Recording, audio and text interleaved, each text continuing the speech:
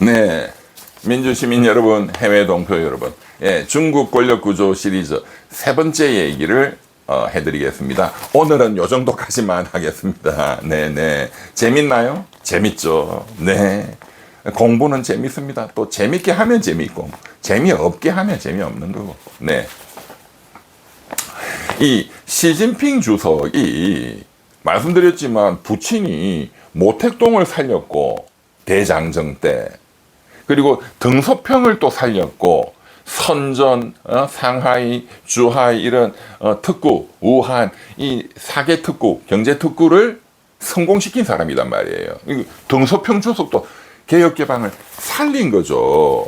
모택동의 중국 공산혁명을 살리고 등소평의 개혁개방을 살리고 어마어마한 영웅입니다. 영웅. 중국에서 시중신. 네.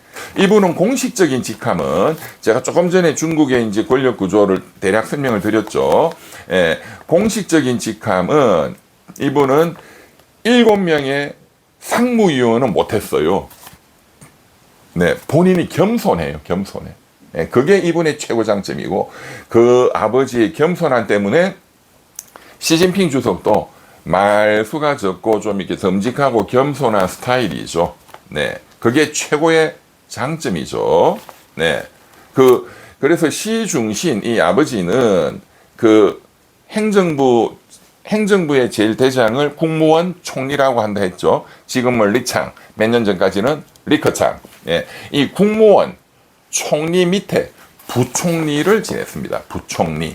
그리고 이제 당에서는 7인 상무위원은 못했지만 20명의 중앙정치국 정치국원은 당연히 했죠.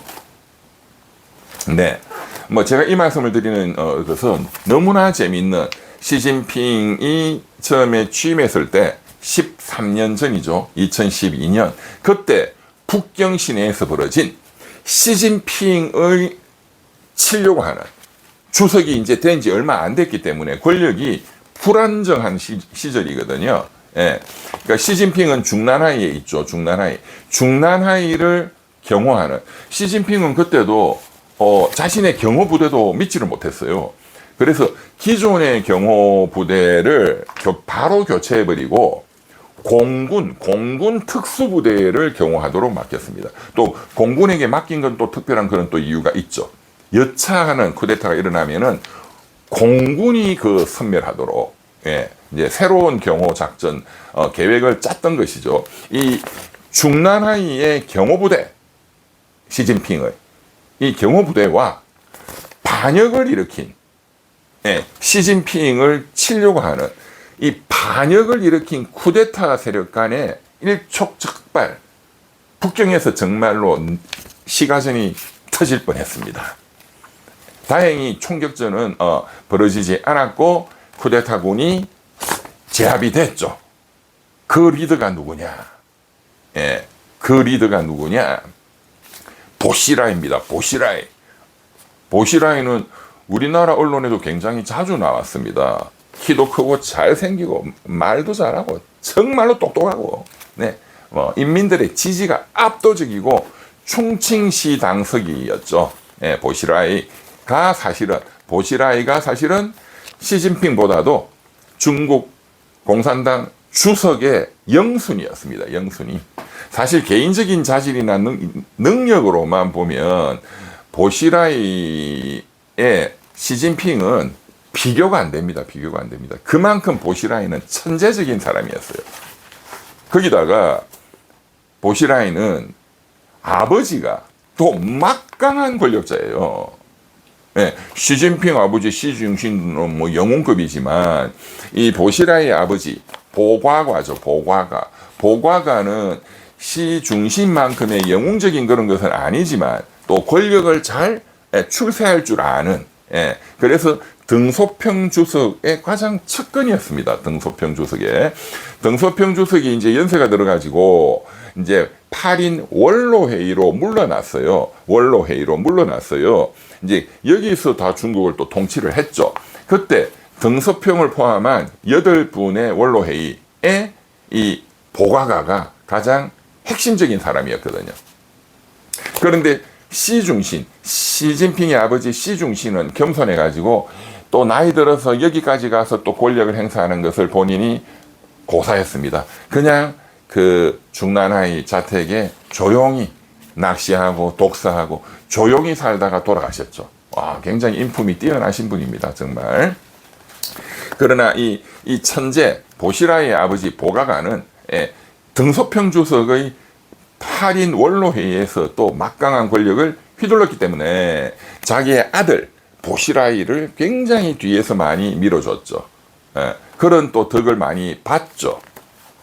시중신은 아들 시진핑을 막 적극적으로 밀어주고 이런 일을 또 별로 많이는 안 했습니다. 네, 조금 캐릭터가 다르죠. 그런데 결국은 시진핑이 승리한 거지. 그러니까 이 천재 보시라이가 얼마나 열이 받겠어요. 그래서 쿠데타를 반란을 기도하다가 적발되어 가지고 지금 북경 북쪽에 있는 베이징 너무 멀리 감옥소를 또 만들지 않습니다. 딱 옆에서 감시하도록 북경의 딱 외곽 북쪽 외곽에 초호화 감옥이 있어요. 거기는 그냥 호텔이에요. 어마어마한 뭐 자유롭게 안에서 거기에 무기징역형을 살다가 보시라이 살다가 그때 이제 공범인 쩌유용캉 이 사람도 엄청난 사람이었는데 어쨌든 그 살다가 역시 보시라이가 역시 권력이 있고 집안 백이 세니까 한 뭐 몇 년 살다가 건강이 안 좋다 이 폐가 안 좋다 해가지고 이제 거기서 석방되어서 굉장히 이제 이 공기가 좋은 그런 휴양지 쪽에서 여생을 자유롭게 보내고 있다. 이런 이 보시라이의 반란, 쿠데타 이게 정말 엄청난 사건이었습니다. 엄청난 중국 현대 역사에 있어서 정치학자들의 얘기가 1989년 등소평 주석이 천안문 사건이 터졌을 때 그걸 무력 진압했죠. 그 천안문 사건에 대한 무력 진압 이후에 가장 중국 현대 정치사에서 중대한 어떤 군사 행동이었다. 이렇게 평가를 할 정도입니다. 네. 주석 자료를 놓고 진짜 한판 북경에서 맞짱을 떴으니까요. 맞짱을.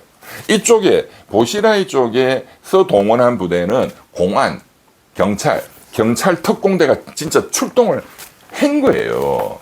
그러니까 중난하이의 경호부대가 출동을 했죠. 결국은 무력에서 여기가 게임이 안 됐던 거죠. 보시라이는 왜 반란을 일으켰냐? 그 한번 인터넷 들어가서 보시라이 치면은 바로 나옵니다. 어마어마한 사건이고 너무너무 거의 뭐 무협지 뺨칠 정도로 재밌는데 그 간략한 내용을 설명을 드리면 이렇습니다. 보시라이가 이제 충칭시 당서기가 돼가지고 충칭을 중국 모델이다. 중국이 따라가야 되는 모델이다. 충칭 모델이다 할 정도로 충칭시의 업적을 많이 냈어요. 네. 뭐 대표적으로 서민들이 잘 살아야 된다. 제가 주장하는 것처럼 서민들이 잘 사는 게 그게 사회주의고 시장경제지. 막 공산당원 간부들 이런 놈들 이 또 자본가들 하고 헤쳐먹고 이자들만 잘 살고 배불리고 서민은 더 못 산다. 우리 지금 양극화. 내 이거를 해결하겠다 해서 서민에 대한 복지 이걸 굉장히 강화했습니다. 거꾸로 이 자본가들 돈 많이 버는데 탈세하는 자들 또 뭐 조폭들 이 자들과 결탁한 관리들 공산당 간부들 경찰들 그 막 최고 지도층 이런 자들이 다 결탁이 돼 있었거든요. 이 자들을 완전히 때려잡아 버렸지. 서민들에게는 이 자들 재산을 그냥 뺏어가지고 생중계를 했어요. 생중계를. 그 결탁한 그 충칭시 뭐 예를 들어 우리로 하면 경찰청장이 결탁해가지고 막 재산을 어마어마하게 또 막 조폭들 이런 자들 그 생중계로 방송사가 같이 따라 들어가서 이 특공대가 들어가가지고 때려 부시고 그 수영장 물을 빼고 수영장 바닥을 콘크리트를 드러내니까 그 안에 금괴 달러가 그냥 쏟아져 나오고 이걸 직접 생중계를 그리고 이자들을 잡아와서 바로 속전속결로 1심, 2심 특별재판 속전속결로 해서 광장에서 공개적으로 총살시켜버렸습니다. 그거 아마 기억하실 거예요. 그 충칭시 광장에서 팬티만 입혀가지고 백수십 명 깡패들, 조폭들하고 결탁한 경찰들, 이런 부패한 자들 무릎 꿇리고 다 총살시켰습니다. 14억 인구가 대륙에 열광을 했죠. 열광을. 그리고 그 뺏은 재산으로 서민들에게 전부 임대주택, 임대아파트 평생 살 수 있도록 그 임대아파트를 새로 만들어가지고 제공했죠. 이게 소위 충칭 모델이 됐습니다. 예. 정말 그 능력은 뛰어나고, 그리고 굉장히 이제 언론에 대한 이런 언론 플레이도 능하고, 예. 본인도 물론 학벌도 당연히 좋죠. 예. 북경대학교 역사학과, 칭화대 또 과학, 자연과학도 공부를 많이 해서 석사고 수석했거든요. 예. 그런데 이러한 이 보시라이도 너무 천재라서, 저는 너무 천재라서 몰라겠다, 이런 측면도 또 있는 것 같습니다. 뭐냐 하면은 이 너무 천재니까 눈에 보이는 게 없는 거야. 전국에서 심지어 후진타오, 원짜바오 주석까지도 충칭시에 와서 배워야 된다, 와서 견학하러 오는 거예요. 그러니까 눈에 보이는 게 없는 거지. 내가 이제 주석이다. 그런데 너무 부정축제를 많이 해먹었어요. 그리고 이렇게 나쁜 일을 하는 또 밑에 그런 부하가 있을 거 아니에요. 이제 그게 이제 경찰국장, 그러니까 거기 경찰청장이죠. 자기 신복이 왕리쥔인데, 왕리쥔, 몽골계 동글동글한 사람이 있습니다. 네이버 치면 바로 나옵니다. 왕리쥔이 나쁜 짓을 다 도맡아 했죠. 그런데 이제 어떤 사건이 터졌냐. 이 보시라이의 부인도 굉장히 똑똑하고 유명한 변호사였어요. 큰 로펌도 만들고 충칭에서 뭐 떼돈을 벌었어.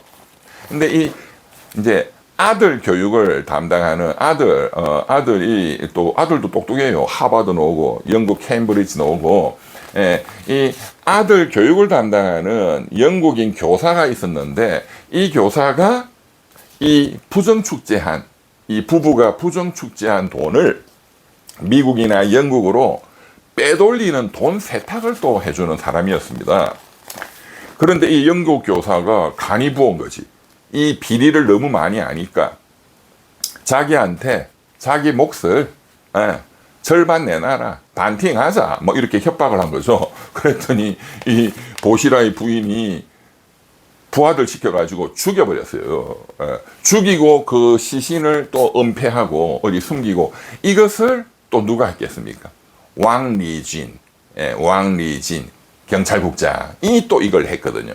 그러면 결론은 보시라이의 부정축제와 그런 여러 나쁜 짓, 범죄, 그 비밀도 왕리쥔이 다 알고, 부인의 이런 살인 그리고 사체 은폐, 이것도 왕리쥔이 다 알잖아요. 그러면 왕리진은 나도 죽이겠다. 그래서 바로 그 비밀 정보를 가지고, 그리고 이제 드디어 보시라이가 쩌윤캉과 손잡고 이제 경찰 뭐 이런 걸 다 장악하는 정법위원회, 말씀드렸죠. 정법위원회 위원장이 보시라이였거든요. 경찰, 검찰, 대법원, 국정원까지 통할하는 보시라이와 손잡고 이제 군사력과 손잡고 쿠데타까지 지금 기도를 하고 있다. 이 보시라이가 겁이 없는 게 후진타오 주석에 전화까지 도청을 했습니다. 그 정도로 또 다 매수를 한 거죠. 중난하이도. 그런데 시진핑이 주석이 되니까 이제는 쿠데타를 일으키겠다. 이제 그 비밀, 정말로 극비 정보도 한꺼번에 가지고 왕리진이 어디로 도망을 갔느냐.